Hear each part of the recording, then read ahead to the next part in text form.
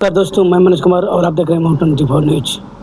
मैं बता दूं कि मेरी मौजूदगी घोसी विधानसभा में है और ग्राम सभा लहरा धनवार, और यहाँ पर श्री मद् भागवत कथा का आयोजन आज समापन का भी दिन है। तो मैं बातें करना चाहूँगा आचार्य राहुल उपाध्याय जी से, जो काशी नगरी में, और इनके द्वारा ये जो कथा हो रहा है, ये प्रवचनकर्ता भी हैं, आचार्य हैं, इस कार्यक्रम के आचार्य हैं। तो सर, हमारे चैनल में बहुत बहुत धन्यवाद। आप सभी भक्तजनों को राधे राधे। हमारी तरफ से आप सभी को ढेर सारी शुभकामनाएं जी। सर, हम आपसे जानना चाहेंगे कि जिस तरह से 7 दिनों का ये कथा चलता है, तो किस तरह से भक्तों को इतने देरी तक, कम तक लगभग 4 घंटों तक यह कार्यक्रम चलता है, कथा चलती है, तो 4 घंटे तक कैसे बांधे रखते हैं? देखिए, कथा ही भगवान की ऐसी अद्भुत कथा है। उस कथा का प्रभाव है, व्यक्ति का कोई प्रभाव नहीं है। भगवान की जब कथा प्रारंभ होती है तो अपने आप जब हृदय रूपी जो भक्ति जो है उसका प्राकट्य हो जाता है। आप कथा के भी महात्म्य पढ़ेंगे, सबसे पहले भक्ति का प्राकट्य होता है। तो जब हृदय में भक्ति आएगी तो 4 घंटा क्या, वो आदमी को समझ में इसका भान ही नहीं हो पाता है कि हम कथा में 4 घंटे बैठे हैं कि 10 घंटे बैठे हैं। ये कथा की महिमा है, मूल यह कथा की महिमा है, ना कि कथावाचक की महिमा है। और चूँकि जब हृदय में जब भक्ति का प्राकट्य होगा तो इसका भान नहीं होगा, और फिर जो है निरंतर माने आदमी उसी कथा में रम जाता है और कथा को बहुत भाव से श्रवण करता है। सर, हम आपसे जानने की कोशिश करेंगे जिस तरह से जो सनातन धर्म है धीरे धीरे पीछे चला जा रहा था, तो उसको आप लोग किस तरह जागृत करना चाहेंगे? नहीं, हमने कल भी मंच के माध्यम से एक सभी लोगों से निवेदन किया है कि सबसे पहले हम सबको यह बहुत विचार करने वाला विषय है कि हम अपने जड़ को भूलते चले जा रहे हैं। हम कल भी निवेदन किए कि हम जो भी हमारे बालक है, हमारे संतान है, उसको सबसे पहले हम लोग संस्कारवान बनाएं। जो वो संस्कारवान बनेगा ना, तो ऐसी कथाएं, ऐसे आध्यात्मिक चेतनाएं, चिंतन आदि होते रहेंगे। जैसे आज यहाँ एक कार्यक्रम हो रहा है, श्री विनोद सिंह जी की, इसके जो है मुख्य रूप से यजमान बने हैं, तो कहीं ना कहीं पूर्वजों का संस्कार रहा है, तब तो जाकर के इतना अद्भुत कार्यक्रम हो रहा है। इस प्रकार आगे की जो पीढ़ी है, इस कथा से भी मूल यही संदेश जाता है कि सबसे पहले तो हम अपने बालक को, अपने संतान को, आने वाली पीढ़ी को संस्कारवान बनाएं। और संस्कारवान तब बनेगा व्यक्ति जब जाकर के इस तरह के आयोजन में जुड़ेगा।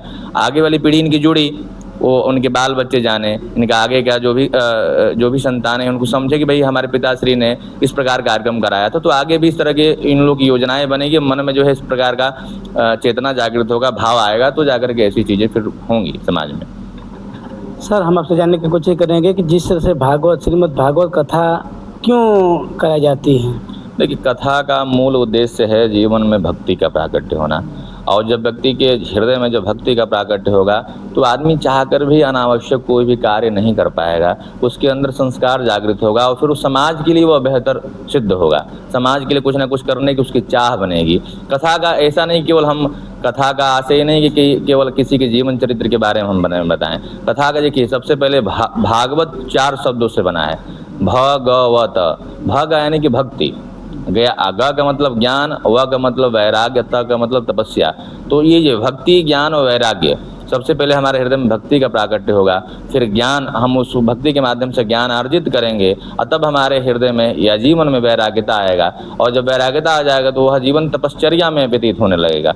आप गृहस्थ जीवन में भी रह करके हम वह जीवन कहीं ना कहीं सन्यासी रूप में वह अपना जीवन आदमी व्यक्ति जीने लगता है। तो मूल कथा का उद्देश्य ही है कि जीवन को सही राह दिखाना, जीवन के सही राह पर लेकर चलना जी। तो पर्यावरण को लेकर क्या कहेंगे सर? पर्यावरण तो परम आवश्यक है। पर्यावरण हमारा और पर्यावरण का तो बहुत आज नहीं, हमेशा का संबंध रहा है। तो हमारा मूल यही है कि जितना हो सके हम लोग पर्यावरण की रक्षा करें। अभी 5 जून को पर्यावरण दिवस भी था, अनेकानेक कार्यक्रम हुए हैं पर्यावरण पे। तो इसलिए हम चाहेंगे कि हर एक व्यक्ति मन में ठान ले कि हमको एक पेड़ अपने द्वारा लगाना है। यदि हम सच में देखें तो हमारे लगभग 150 करोड़ भारत की जनसंख्या है। तो आप सोचिए कि कितना हम लोग वृक्षों को जो है वृक्षों के योगदान से, उसके सहारे से हम लोग का जीवन फिर से पुनः स्थापित हो सकता है। तो आज के समय में देखिए कितनी जो है गर्मी की स्थिति जो है भयावह होती चली जा रही है। तो ये कहने कि पर्यावरण हमारे विरुद्ध हो रहा है, इसलिए उसको हमारे व्यवस्था में करने के लिए हम लोग उसका समर्थन करें और एक पेड़ निश्चित रूप से हर एक व्यक्ति जो है लगाए जी। तो आपके कहने का मतलब कि पेड़ जरूर लगाएं तभी जी, पर्यावरण निश्चित ही पेड़ पेड़ ही तो पर्यावरण का मूल आधार है। यदि पेड़ नहीं लगेगा तो हम लोग सबका जीवन बचने वाला नहीं है। इसलिए पेड़ पे जितना हो सके हम लोग एक वृक्ष तो जरूर ही लगाएं। मतलब क्योंकि वृक्ष जो है, वृक्ष कबहु न फल बख्शे नदी न संचय, वृक्ष जो है परोपकारार्थमिदं शरीरम, वृक्ष परोपकार के लिए होते हैं। इसलिए हम सबको ध्यान रखना चाहिए कि यदि हम ना लगा पाएं तो कम से कम एक पेड़ की रक्षा सुरक्षा तो कर लें।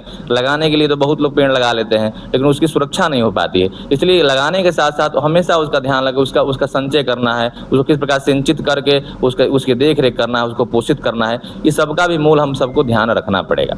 जी चलो कुछ समय देने के धन्यवाद। अच्छा, बहुत बहुत धन्यवाद आप सभी को। तो आप जान चुके होंगे महाराज जी आचार्य राहुल उपाध्याय जी हैं। इन्होंने बताया कि पर्यावरण सबसे ज़रूरी है जीवन में। अगर सुखी रहना है तो एक पेड़ ज़रूर लगाना है, हर व्यक्ति को एक पेड़ लगाना ज़रूरी है। और इन्होंने बताया कि जैसे समाज में, तो समाज में संस्कार की बात बताए महाराज जी कि संस्कार बहुत ज़रूरी है, संस्कार ही जीवन उपयोगी है। तो महाराज जी की बातों से कितना सहमत है। अन्य खबरों के लिए Mou24 न्यूज़ और फेसबुक पर पत्रकार प्रसारित करते हैं।